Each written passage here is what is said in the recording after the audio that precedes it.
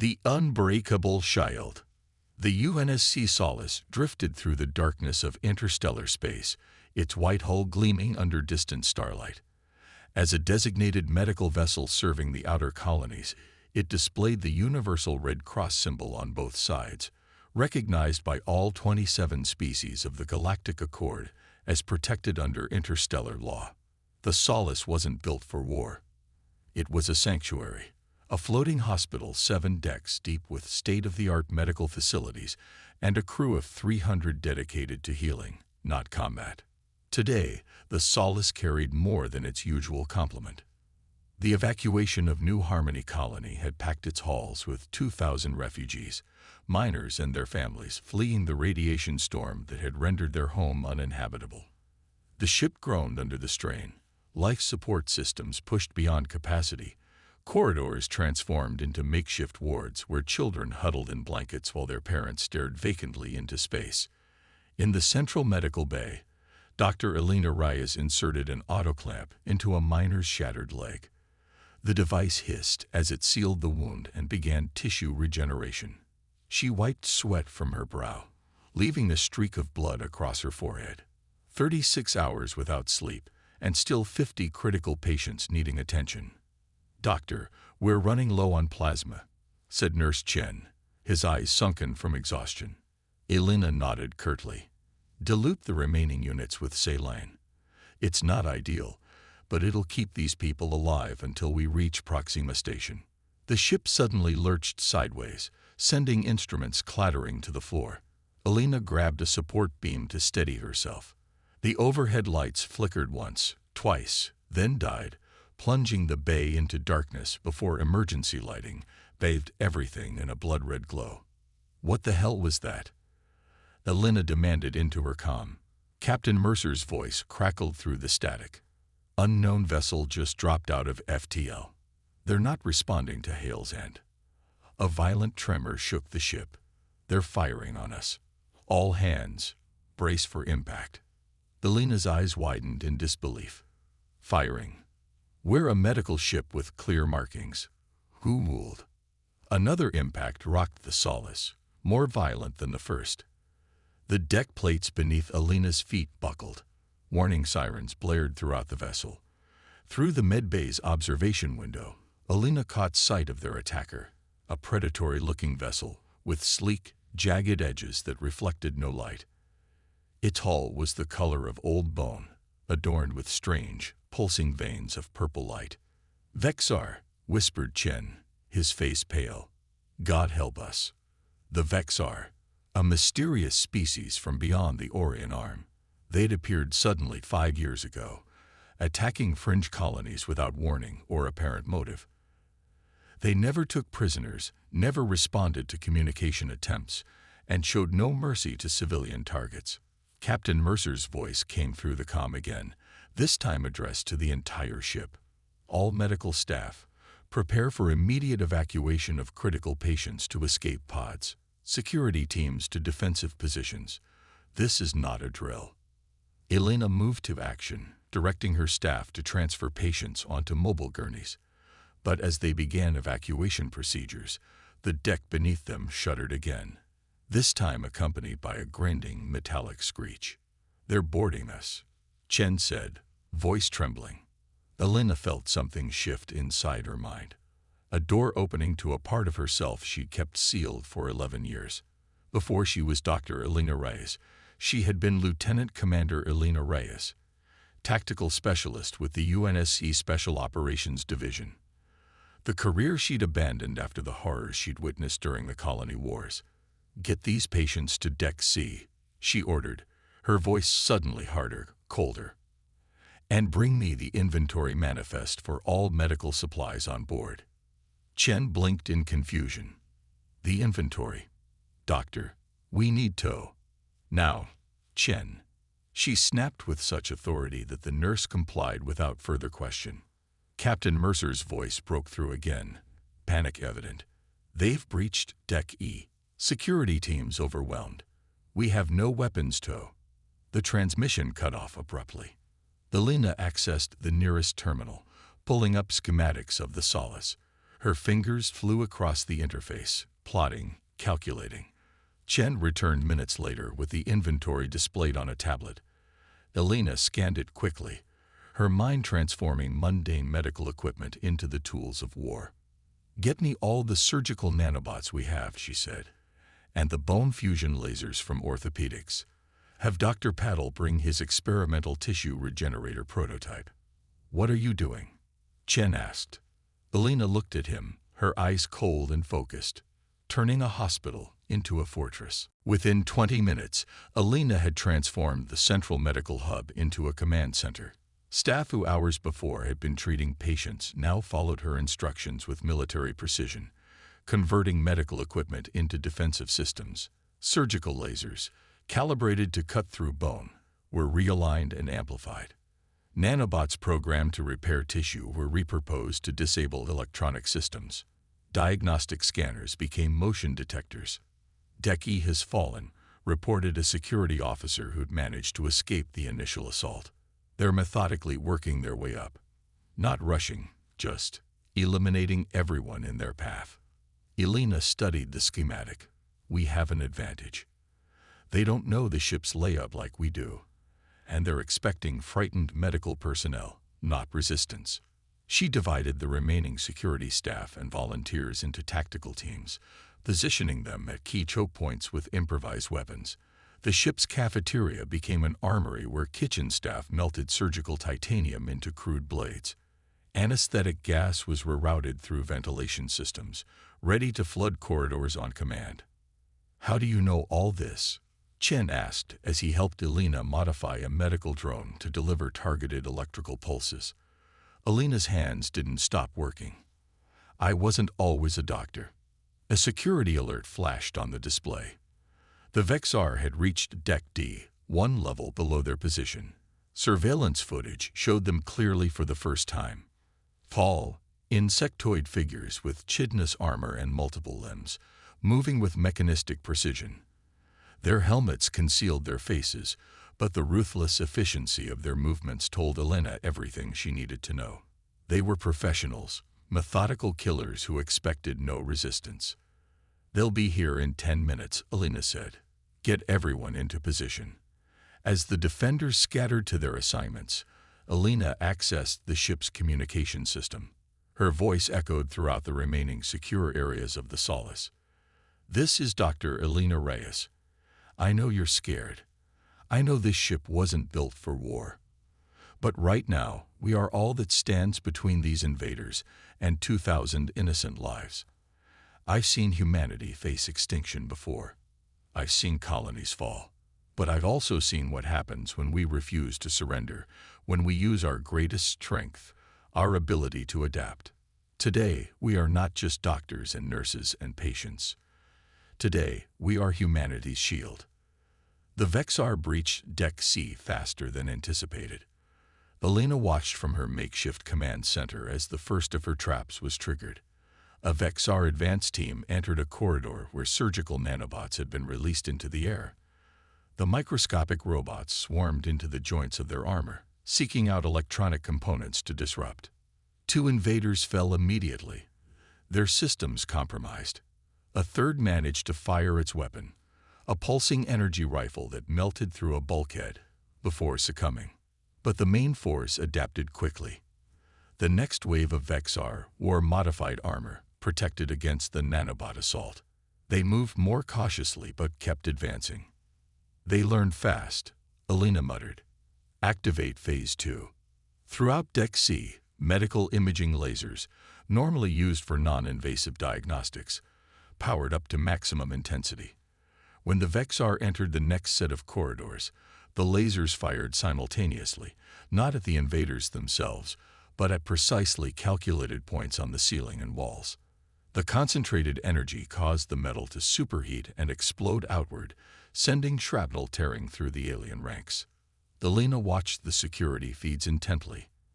They're slowing down. They didn't expect resistance. Suddenly, the ship's power fluctuated. The lighting dimmed, and several monitors went dark. "They're attacking our power core," reported a technician. "We're losing systems across all decks." Elena had anticipated this, switched to the isolated backup generators, and deploy the mobile units. Throughout the ship, medical drones, reprogrammed by Elena's hasty code, activated and moved into position. Normally used to deliver medication or perform simple procedures, they now carried improvised explosive devices made from compressed oxygen and surgical accelerants. The first Vexar to reach Deck B encountered these drones. As the aliens advanced down the main corridor, the drones detonated in sequence, creating a rolling wall of flame that forced them back. Through the fire and smoke, Elena's defensive teams counterattacked, wielding crude weapons alongside surgical tools sharpened into blades. Against all odds, the Vexar retreat began. Not a rout. These aliens were too disciplined for panic, but a strategic withdrawal to regroup and reassess. For the first time since the attack began, Elena allowed herself to breathe. "They're pulling back to Deck D," reported Chen, who'd taken charge of monitoring the security feeds. "But they'll be back with a new strategy." Elena nodded grimly. "And so will we." She knew the reprieve would be brief. The Vexar weren't the type to abandon a target, especially one that had offered resistance. Their honor system, if they even had one, wouldn't allow it. But in that brief window of time, Elena had achieved something remarkable. She transformed a ship of healers into warriors, and she'd shown the enemy that even a medical vessel could grow teeth. As she prepared for the next phase of the battle, Elena studied the captured footage of the Vexar, noting their tactics, their formations, their weaknesses. She saw something in their organized withdrawal that gave her an idea, a desperate, possibly suicidal idea, but one that might just save everyone aboard. "Get me direct access to the ship's primary systems," she told Chen. "And I need volunteers, people with steady hands and stronger nerves." Chen looked at her with a mixture of fear and awe. "What are you planning?"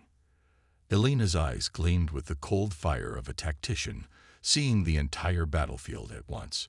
"We're going to capture one of them. And then we're going to send the Vexar a message they'll never forget." Below them, the aliens regrouped, unaware that a former military tactician was about to turn their assault into a lesson on human ingenuity that would echo across the galaxy. The human factor. The Vexar returned with calculated fury. They no longer moved with the easy confidence of predators among prey, but advanced in tight defensive formations, their bone-white armor reflecting the emergency lighting in eerie patterns. They'd learned from their first encounter, adapting their tactics to counter the humans' improvised defenses. Elena watched them through the ship's surveillance system, her expression grim yet focused. "They're splitting into 3 teams," she observed, "trying to flank our position from multiple access points." Around her, the makeshift command center hummed with activity. Medical staff who 48 hours ago had been saving lives with scalpels and medicine now coordinated defensive measures with the precision of veteran soldiers. Fear still lingered in their eyes, but determination had taken root. "Deploy countermeasures in sectors 4 and 7, Elena ordered, "and activate the phantom signatures." One of Elena's more ingenious adaptations had been reprogramming the ship's medical sensors, designed to detect minute changes in human physiology, to project false life signs throughout abandoned sections of the vessel. The Vexar would waste precious time and resources hunting ghosts. The first alien squad breached the outer perimeter of Deck B, moving with insectoid grace through corridors, now rigged with Elena's deadly innovations. They approached a sealed bulkhead, weapons raised.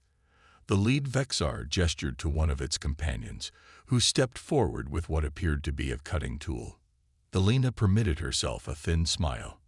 Now, the bulkhead, which had been deliberately weakened and treated with a compound derived from surgical adhesives, exploded outward when the Vexar's tool made contact. The blast wasn't meant to kill. It was a distraction. Before the aliens could recover, the ceiling panels above them retracted, releasing a deluge of viscous fluid. "Surgical polymer," Elena explained to Chen, who watched in fascination. "Mixed with a paralytic agent we use for spinal procedures. It hardens on contact with air, and the paralytic is calibrated to their particular biochemistry based on samples we collected from their fallen. The aliens struggled against the rapidly hardening substance, their movements becoming sluggish as the paralytic took effect. Within seconds, 3 Vexar were immobilized completely, trapped like insects in amber. Team 2, move in, Alina commanded. A group of surgical staff, led by Dr. Patel, rushed forward with modified extraction equipment. They worked with the speed and precision of an operating room team, cutting 1 Vexar freed from the hardened polymer while ensuring it remained partially sedated. The other aliens were left intoned. 1 captive secured, reported Dr. Patel through the comm. Proceeding to containment. Alina nodded in satisfaction, but there was no time to celebrate. The other Vexar squads had already adapted to this new threat, changing their approach vectors to avoid similar traps. They learned quickly, Chen observed. So do we, Alina replied, already adjusting her strategy. Activate the auditory disruptors. Throughout the deck, medical sonic emitters, normally used for breaking up kidney stones or stimulating bone growth, powered up in unison. They released a precisely calibrated frequency that targeted the resonant frequency of the Vexar armor, causing painful vibrations that disrupted both their equipment and their equilibrium. The aliens staggered, their coordinated movements faltering. Some dropped their weapons, their multiple limbs clutching at their helmets. In that moment of vulnerability, Alina's defensive team struck, using the advantage to push the invaders back toward the lower decks. In the midst of the chaos, a priority alert flashed on Alina's console. She frowned as she read it. "What is it?" Chen asked. "They're targeting our life support systems," Alina replied grimly. "They've realized they can't take the ship by direct assault, so they're going to try to suffocate us." Chen's face paled. "We have over 2,000 people on board. Most are already in critical condition from the evacuation. If life support fails—" "It won't," Alina said with steely resolve. "Because we're going to end this now." She accessed the ship's intercom. "Dr. Patel, status report on our guest." Patel's voice came through clearly despite the background noise of medical equipment. "Subject is secured in Quarantine Lab 3, partially conscious but restrained. Initial scans show a remarkably complex neural structure. I think it's a command-level officer based on the signifiers on its armor." "Perfect," Alina said. "Prepare it for communication." While the battle raged through the corridors of the Solace, Alina made her way to Quarantine Lab 3, moving through service tunnels and emergency passages that the Vexar hadn't discovered. Chen followed close behind, carrying a portable medical kit that had been modified for a very different purpose. The quarantine lab was a sterile white space designed to isolate patients with unknown contagions. Now it held something far more dangerous: a conscious Vexar commander strapped to an examination table. Dr. Patel stood nearby, monitoring its vital signs on a tablet. Alina approached the alien slowly. Up close, the Vexar was even more imposing, nearly 8 feet tall with a chitinous exoskeleton visible beneath its damaged armor. Its helmet had been removed, revealing a face that was a disturbing blend of insectoid and reptilian features. Multiple compound eyes tracked her movement, and mandibles clicked in what might have been threat or pain. "Can it understand us?" Alina asked. Patel shook his head. "Not our language, but it's intelligent. Watch." He raised a hand suddenly, as if to strike. The Vexar's eyes tracked the movement perfectly, its body tensing against the restraints. "It understands intent." Alina nodded and turned to Chen. "The package." Chen opened the medical kit, revealing a device that looked like a standard neural scanner but had been extensively modified. "Ready." "But Alina, this is experimental technology.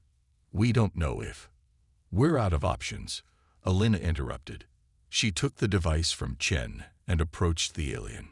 "This was developed for coma patients, a way to establish rudimentary communication through direct neural imaging. If I can calibrate it to the Vexar's brain structure, The alien watched her with alien intelligence, its mandibles clicking rapidly as she brought the device near its head. For a moment, fear flickered in its compound eyes. Not the fear of death, but something more profound, the fear of being understood. Alina activated the device. The lab's main screen flickered to life, displaying chaotic patterns that gradually resolved into recognizable forms, not words, but concepts, emotions, images that translated across the species barrier. The Vexar commander's thoughts, rendered visible. What Alina saw chilled her to the bone. The Vexar weren't mindless killers. They were methodical exterminators.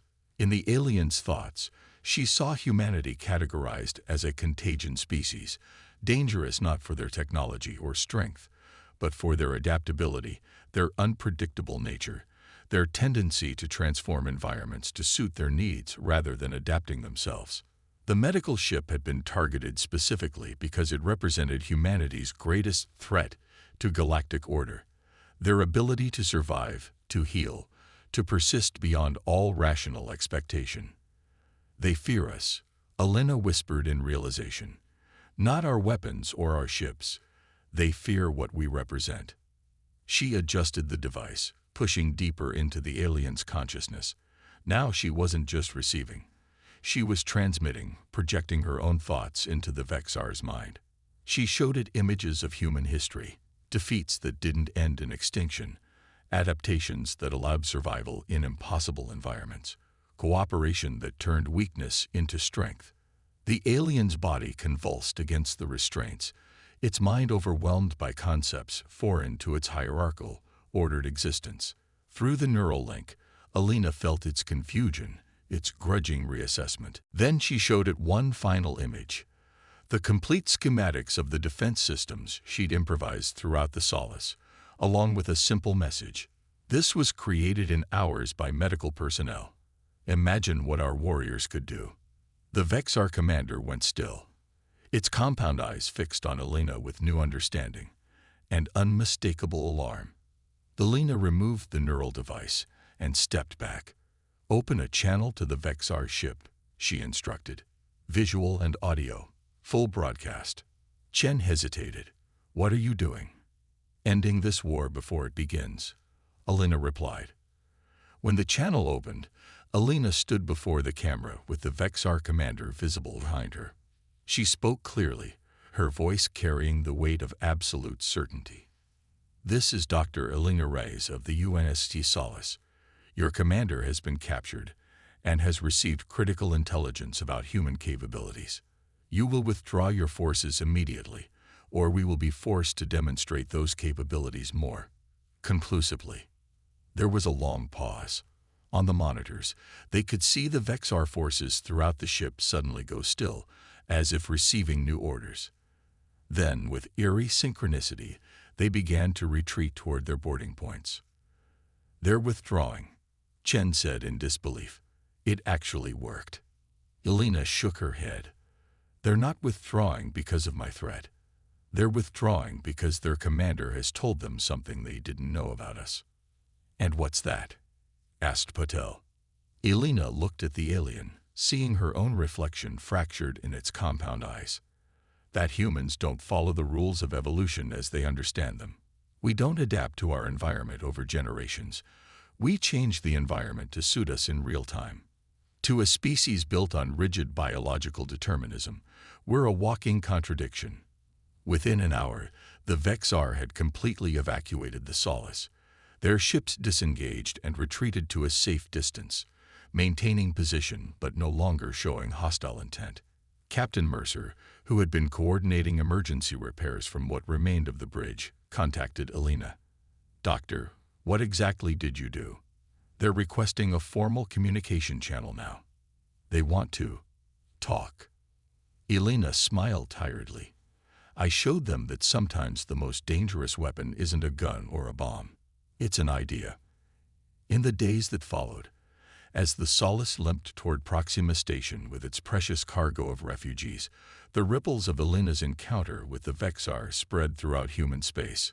The neural data she'd extracted from the commander, which she'd copied before returning the alien to its people, provided the first real insight into Vexar psychology and culture.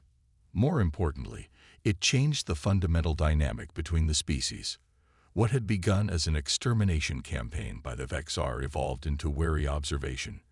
They didn't become allies. Their biological imperative toward order was too strong for that, but they recognized in humanity something they hadn't anticipated. A species that thrived on chaos, that turned disadvantage into strength. A month later, Elena stood before the UNSC Security Council, still wearing her medical uniform rather than the military dress they'd offered to reinstate. The Vexar retreated not just from the Solace, but from 3 other planned incursions into human space, she explained to the assembled leaders. They're reassessing their entire strategy toward us. Admiral Chen, Large Chen, the father of Nurse Chen who had fought alongside Elena, leaned forward. And your recommendation, Doctor, or should I say, Lieutenant Commander? Elena shook her head. I'm a doctor now, and my recommendation is this. Don't try to fight the Vexar with conventional weapons or strategies. That's playing to their strengths. Instead, show them what makes humans unique, our creativity, our adaptability, our refusal to accept limits. You're suggesting we weaponize our unpredictability? Asked a counselor skeptically. I'm suggesting we be who we are, Elena replied. The Vexar invaded a hospital ship and found themselves facing defenses cobbled together from medical equipment by exhausted doctors and nurses. That terrified them more than our fleets ever could, because it was incomprehensible to their ordered minds. They can't strategize against what they can't predict. The council chambers fell silent as the implications sank in. Finally, Admiral Chen spoke. Dr. Rice, the Security Council is prepared to offer you command of a new division, one focused on asymmetric response strategies against non-human threats. You'd have full autonomy and resources. Elena considered the offer for only a moment before shaking her head. With respect, Admiral, I'm needed elsewhere. There are still 2,000 refugees from New Harmony who require ongoing treatment. The best way I can serve humanity is by healing them. As she left the council chambers, Elena reflected on the irony. The Vexar had attacked a hospital ship because they saw human healing as a threat to natural order. In doing so, they'd encountered the very adaptability they feared, and had learned that humanity's greatest strength wasn't in their weapons, but in their refusal to accept defeat, even when armed with nothing but scalpels and determination. Across the galaxy, the story of the Solace spread. How a ship of healers had repelled the most feared alien force known to human space. It became legend, then doctrine. Medical ships still bore the Red Cross, but Vexar vessels gave them a wider berth than they did military destroyers. And in classified Vexar communications, intercepted years later by human intelligence, a new term appeared in their precise mathematical language. Roughly translated, it meant, approach with caution, contains humans.